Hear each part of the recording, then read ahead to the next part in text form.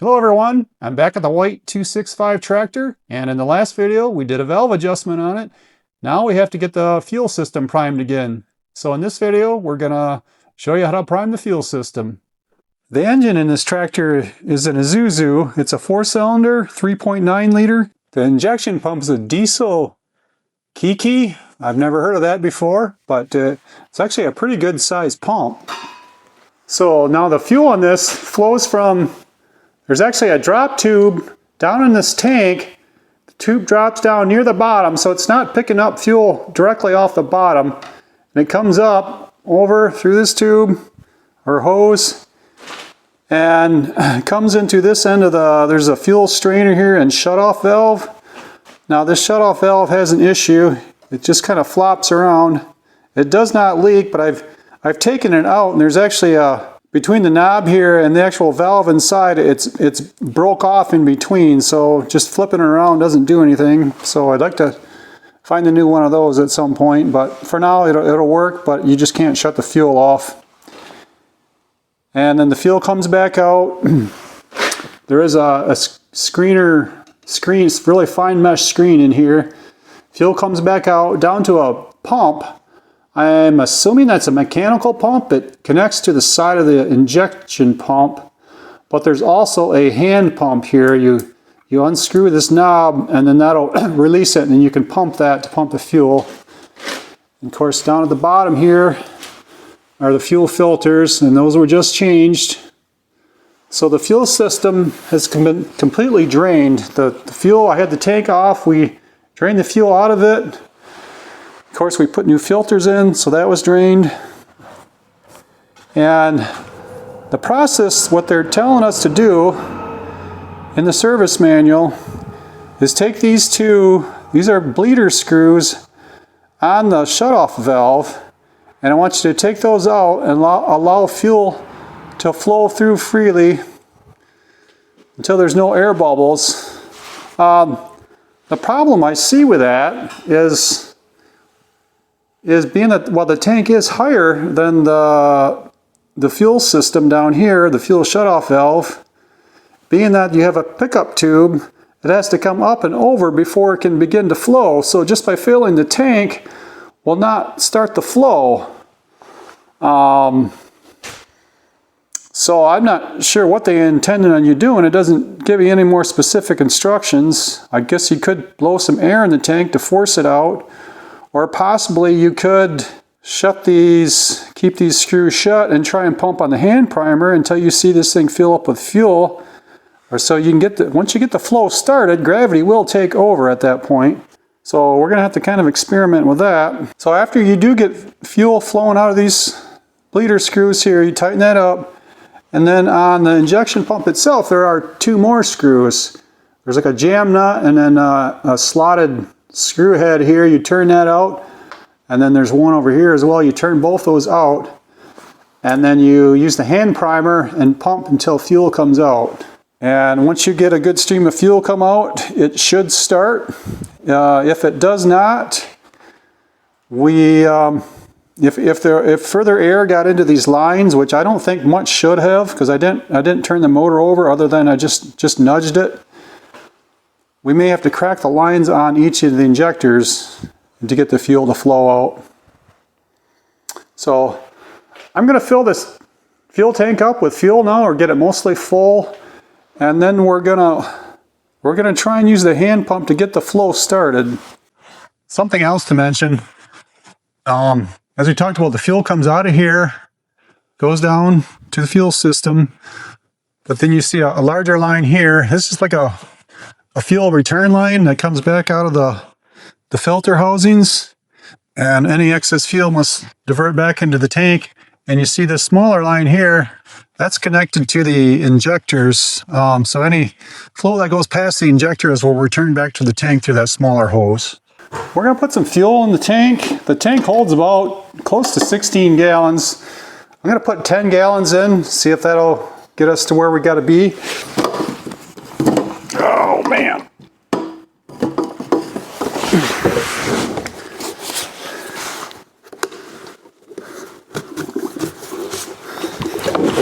Don't you just love these things?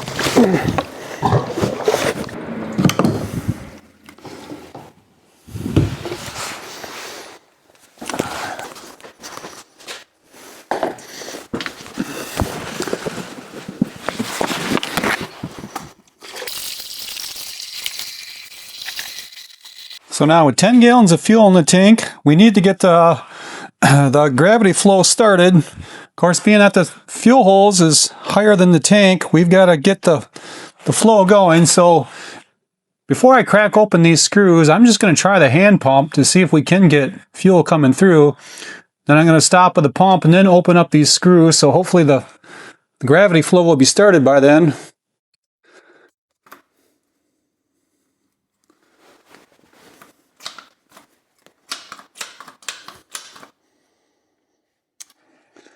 Well, I hope that pump's okay. The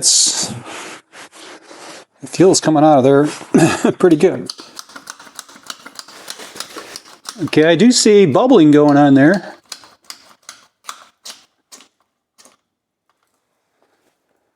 So the pump does seem to work, but it's definitely leaking fuel, which is a definite concern.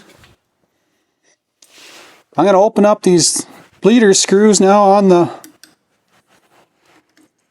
top of the fuel strainer. Okay.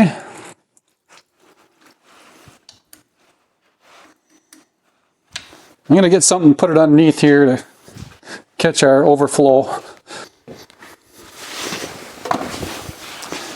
So let's let some more of this fuel run out.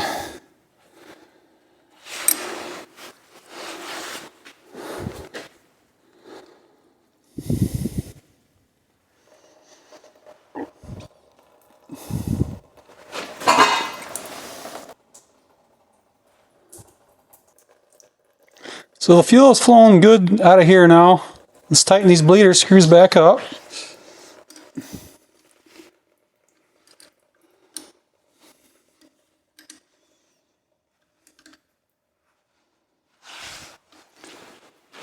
Now I'm going to open the bleeder screws on the injection pump.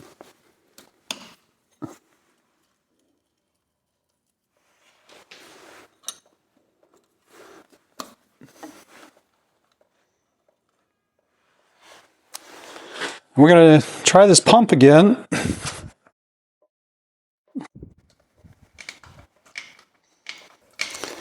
I don't like the way this pump is leaking. It almost seems like there's an O-ring completely out, but yet it does seem to be pumping.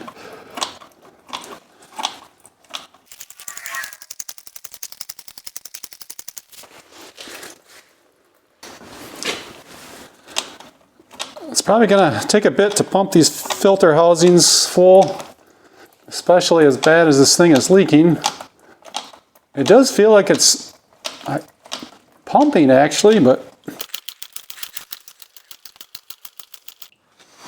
okay, I pulled one of these bleeder screws right out, and it appears, I thought that was a jam nut just holding them tight, but I think you actually are supposed to leave these tight and then get a flathead screwdriver on there and they should just loosen. So I'm going to change what I'm doing here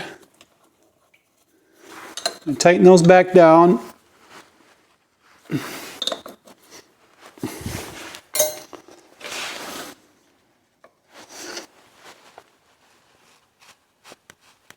Okay, we're going to get a hex head socket and put it on there.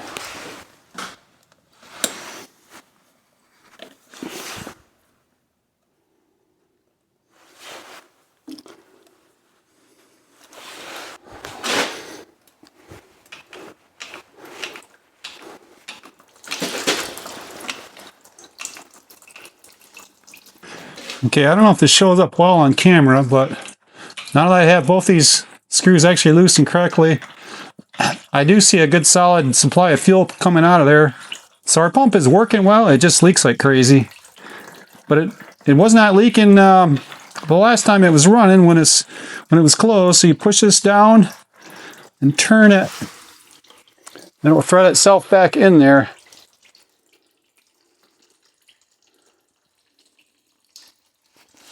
So I'm just going to snug these down quick a minute.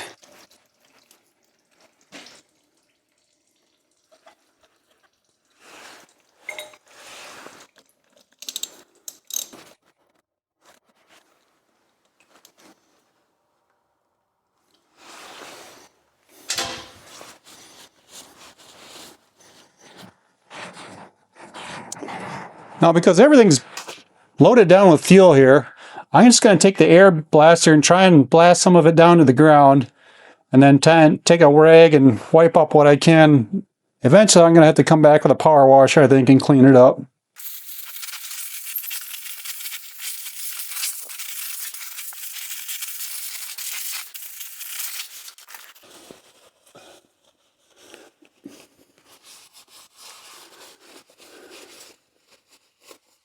Just want to get the bulk of it off here, that way we can see if we get any big leaks or not after it's running.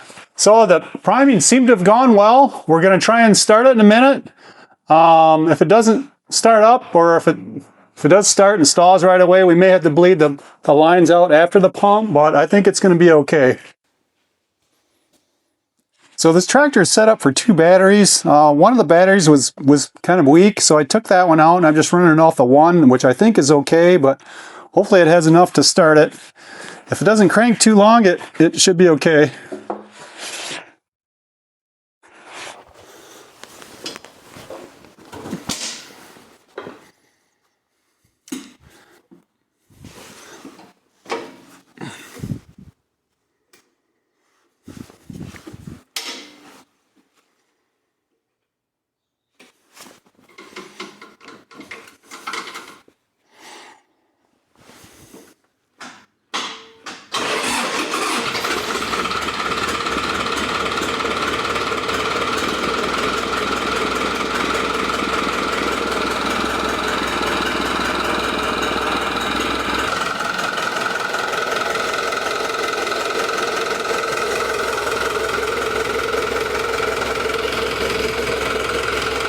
Well, that went really well. I didn't expect it to start up that good.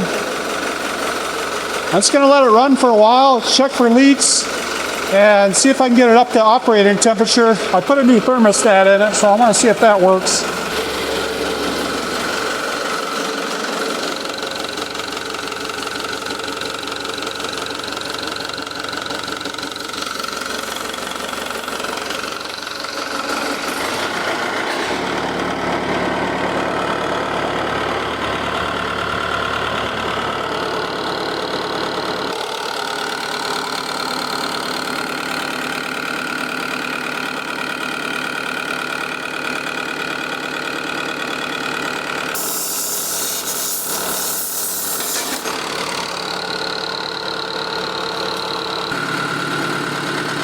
Well, I had the front end up on jack stands, or it was up on a jack stand on this side and blocked up on the other side. And if you've seen that, one of them dropped down. That was a bit scary.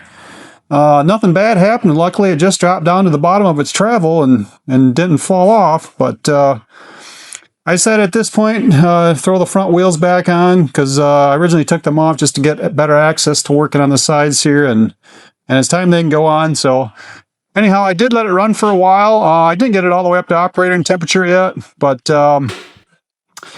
I shut it off and was looking it over, and yeah, I don't see any leaks yet, so that's very encouraging.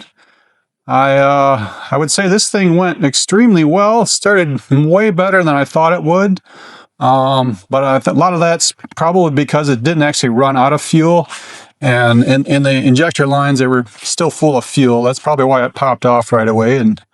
But bleeding the system out was successful. So I'm going to finish putting things back together and a bunch of other odds and ends, and bring it back on another video on this tractor at some point. Well, we're going to end the video here. If you're still watching, thanks for hanging out with me on this project. I think it went well here. I still have to put a bunch of stuff together yet before we can put the tractor into use, but we'll get there eventually. Greatly appreciate your subscription yet. Just hit that subscribe button and hit the thumbs up if you find something useful here. So I hope to see you in another video. So long.